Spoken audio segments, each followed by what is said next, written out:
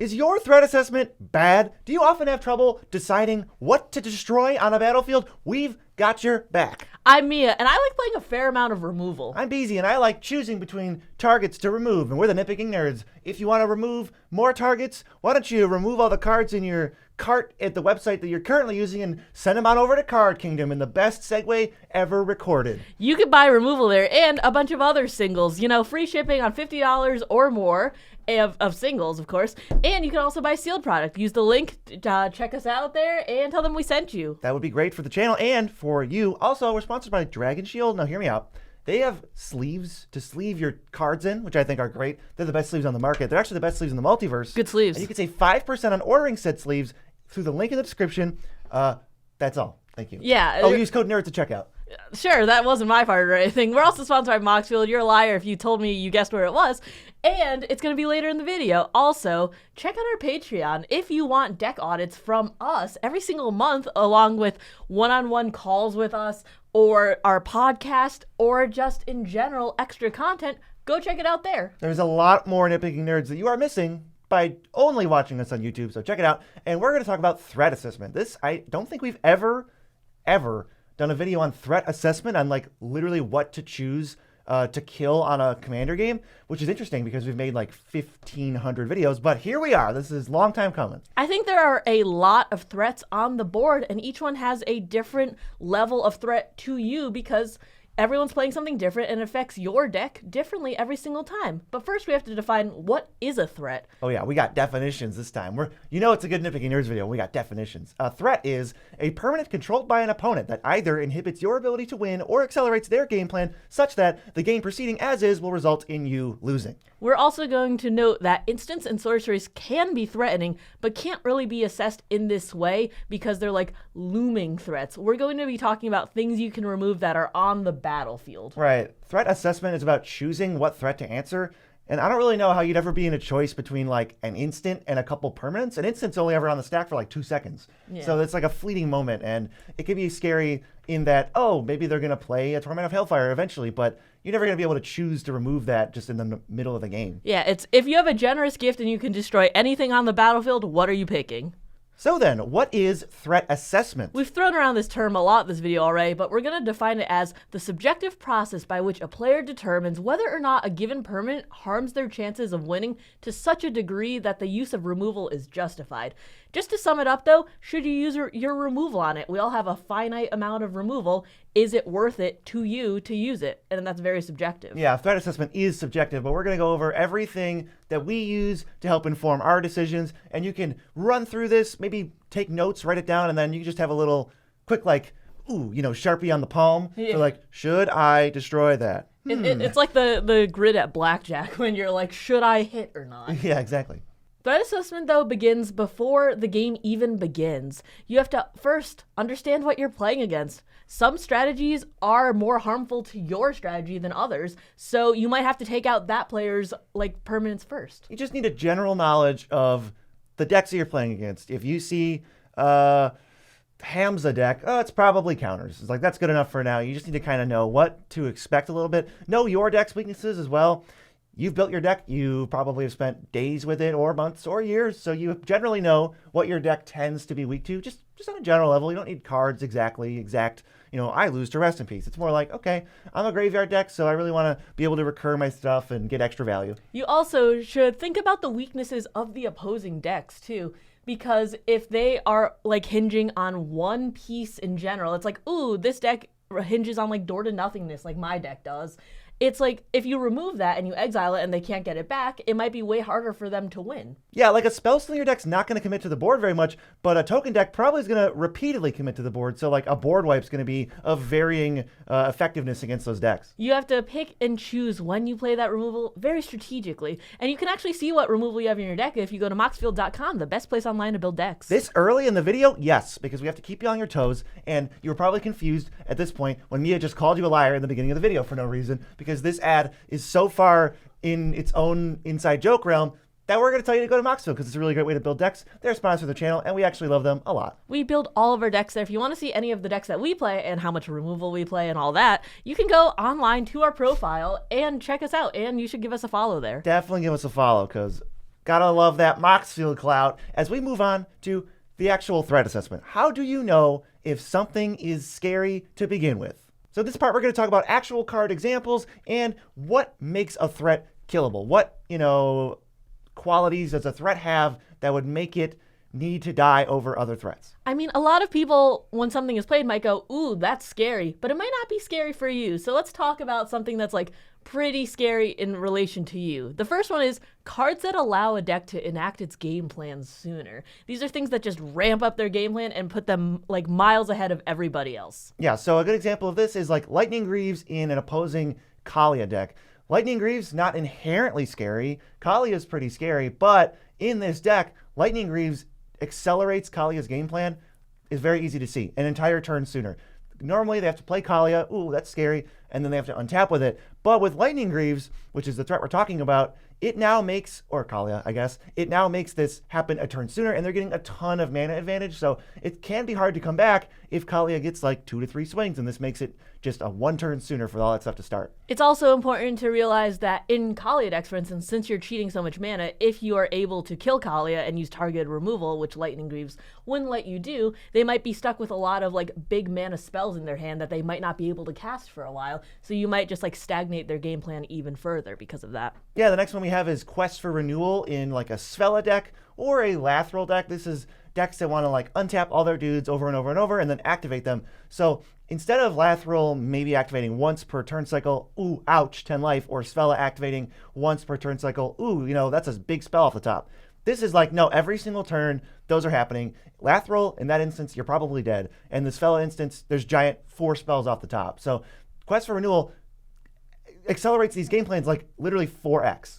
You might not need to kill it as soon as it comes down if it's turn 2 or something, but if they do have the board for it and they can use that ability immediately, it might be a good time to use your removal on it. Yeah, so this is you inferring what deck they're playing, figuring out what their game plan is, and then going, well, this is going to accelerate their game plan a lot. Another good example is Zendikar Resurgent in Beledros Witherbloom. Beledros wants a lot of mana, and it wants to pay 10 life to untap those lands, and so Zendikar Resurgent and a Beledros, that's almost game over. If you don't take out one of those things, it powers up the game plan so much that if you let them untap with both, they now have at least like 28 mana. All these examples are just miles ahead of where your deck would be in that point of like the turn cycle. If this is like turn 6 or something, BZ could be activating Witherbloom for like, multiple times at that point, or more mana than you'd really think. If you could activate for 4 times the mana you can usually get on a single turn with Beledros' untap ability and Zendikar's doubling ability, that's really scary compared to everyone else who just has a normal amount of mana. Right, so our opponent's cards that are powering up their decks and letting them do things sooner, those are threats. Another example is it significantly inhibits your deck's ability to win. So now a threat from an opponent could also be a card that makes it really hard for us to win. It might not be making them literally win, but it makes it so that, geez, if that stays in play, I don't know how I'm supposed to win this game. One example of that is Glacial Chasm. If you are a combat-focused deck, this says that combat damage does not matter. So if that is on the field, your attacks won't do anything to that player, and they'll be able just to sit out, be like, la-di-da, and then just get to their winning point and just win against you. Yeah, it's definitely going to have to be something that you answer in the game or you give a lot of attention to, because you're going to have to find a workaround if you can't kill it. Another example of a card significantly inhibiting your deck's ability to win is Goblin Bombardment if you're playing tokens. Say you have something that will pump all of your tokens. Well, Goblin Bombardment, if they can sacrifice enough stuff, can just nuke all of that and then just nuke all your tokens pretty easily so that you don't have a board. Yeah, all of your little dudes can never get off the ground. You can never produce anything because they just have, at any point, they can deal 5 damage on a stick, divided, and it's like, well, you're not going to be able to assemble enough of a board state against that. Another example is Vorinclex Voice of Hunger. If you have a slower deck, if you have to spend all of your mana every turn for like 5 or 6 turns in the late game to get a W, you're never going to be able to come out from under a Vorinclex because it cuts the amount of, or it doubles the amount of time it'll take you to win. If you have an out of nowhere win with like 3 mana, maybe you're just waiting to draw for it. You can care less, yeah. Yeah, but if you are playing like a more battle cruisery 2014 type deck, it might hurt you a lot. The next category of threat here we have is something that generates consistent or continuous advantage. You got a couple of examples of that. A good one is Rhystic Study. Over the course of the game, this thing can draw dozens of cards just every time someone casts a spell. So that sort of card advantage is just insurmountable if it gets out of hand and it gets to snowball. It's so passive. Maybe they get one card out of it and then people kill it and they're like, ooh, maybe it's not that bad. But if that sticks around, if it comes down turn 3 and sticks around for 6 turns, they've already drawn multiple more hands than you have. There's also Smothering Tithe. Every time an opponent draws a card, they get mana. That'll snowball real quickly too. This is a good example of mana advantage. The person who plays Smothering Tithe is just getting treasures all over the place. This one's not even really something that I've found is super payable, so they're gonna get the mana, unlike Rhystic Study. So this is like big mana advantage, and the longer it stays in play, the harder it is to interact with them, because now they're deploying more threats, and you still have one threat that started, Smothering Tithe, going off. So if you have to take it out, definitely a threat. But there's also ways to add to the board on everyone's turn. There's things like Tendershoot Dryad, which will just add to the board on everyone's upkeep, and then they'll just have a entire army that you can do nothing about because you didn't kill this 5-mana thing earlier. And then our last category of threat is something that it will kill you if left unchecked. You will just die, very clean cut. A good example, Beastmaster Ascension. If you see that, if it gets to 7 quest counters and they're attacking you, you're literally dead. Like, it's very clear to see that Beastmaster Ascension will kill you if it stays in play for a certain amount of time, or if it's just in play when they're attacking you. They can just get real nasty real quick. Another one is Time Sieve in like a Tivit deck. Basically, every time he's going to attack, he's going to make enough treasures and stuff to get extra turns. They're going to chain extra turns, and you're going to eventually lose from that. I'd say if you see Time Sieve at all, they're trying to chain extra turns, because I don't know why they're playing it if they're not an artifact deck. If they're not an artifact deck, they can't ever activate it. If they are, they're going to try to chain extra turns, and I don't know how you come back from that, because you don't even get to put a word in. You're just dead. Next is Sanguine Bond. They're trying to gain life, clearly, and this says if you let them gain enough life, if you let them double their life total, or if you let them assemble maybe an Exquisite Blood also on the board, you actually just lose the game from non-combat life loss. All of this can just be key points to their game plan, so you should take it out as soon as possible, if you have the removal. Right, so those are 4 categories of threats, but we also have to compare threats. This is the threat assessment. There can be multiple of these threats in play. There will be over the course of the game. In play at the same time, you can only use your removal on some certain things, so we have to compare them. First question to ask here is, how much removal is even in your deck? You kind of have to know. You don't need to know if there's 11, but you need to know, am I playing like a really low amount of interaction, a medium amount, or am I playing like 20 ways to interact? I think it's also important to note that how many of your interaction spells hit multiple things. We really talk about things like Soul Shatter, Unexplained Absence, because it can hit multiple things on the board that might be threatening, and that's why we love promoting those so much. But it's all wrapped into one spell. If you have single target spells only, like a Swords or something, you might be really good on like creature removal or something, but you might not be able to hit multiple things like Unexplained Absence, which are non-land permanents. Right, plus you're afforded a few board wipes in every deck, so that means, well, every creature threat at some point, over the course of the game, can go away all at once, but maybe not the enchantment and artifacts. So early in the game, if you have a generous gift or something, maybe you don't want to use it on a creature. But so there's a lot of stuff like that, and these are all just going to be questions you have to ask during the game. More removal means you get to answer more threats. Less removal in your deck means you have to be a lot pickier, and maybe it can only be removed if it's something that will directly kill you, like that last category. Yeah, I think you really have to pick and choose and make sure you have a widespread category of removal. Yeah, another question to ask is, what is the time frame? How long can this stay in play before things get really bad for me? Some threats take longer to escalate in general. Like if you think about Old Gnawbone, if you even see that card on the stack, you're like, oh crap. Guys, anyone have anything? But then you have something like Meathook Massacre, where it's just going to stay in play, and you're going to get dinged for 1 like 20 times eventually, but that's not going to happen all at once. Like, is this a bomb, or is this death by 1,000 cuts? Because I can take a few paper cuts to the hand, but if I see Old Gnawbone and they're like, I'll make 40 treasures, I am nervous. Another question to ask is, what stage of the game are you in? Certain threats are scarier earlier and certain threats are scarier later. For instance, card draw is scary early, but not during the last few turns. If you have a Rhystic Study and they play at turn 12 or something, but the game will end on turn 13, how many cards can they really get out of it? But if they bring it out on turn 2 or 3, you better be scared. It's the same with Sol Ring. Sol Ring, I think, is very, very, very scary on turn 1. And I do think it's still one of the best cards on the format when you draw it on turn 10. It's just that the game has progressed in a way where that Sol Ring's not going to produce, thank you, Amber, 50 mana. It's only going to produce, 2, 4, or 6. It's still very annoying, but it's not a card that you're going to be able to afford to spend all this removal on, especially if we're in the later game. Maybe you don't even have as much removal because you've been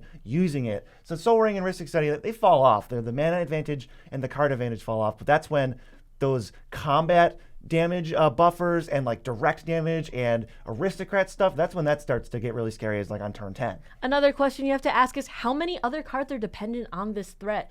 Obviously, we are building our decks around our commander because we want to have that synergistic piece, but if too much of the deck is revolving around the commander and you just remove that commander, a lot of the pieces will fall off and do nothing. Some versions of this are like Bastion Protector, the loyal like Apprentice, Drake, etc., that loyal cycle, and backgrounds, which all reference the commander directly, so if there's no commander, they don't do anything. Right, so you get a lot of situations where like, oh, you know, there's a big creature over here, they have their commander, and then this person doesn't have a lot, they have a few tokens. But you look at this commander person they have, and they also have like 3 enchantments that are either buffing it, or maybe it's got an equipment on it. And if you take out that commander, the amount of mana invested is just colossal. Maybe they don't even have a backup creature to pump.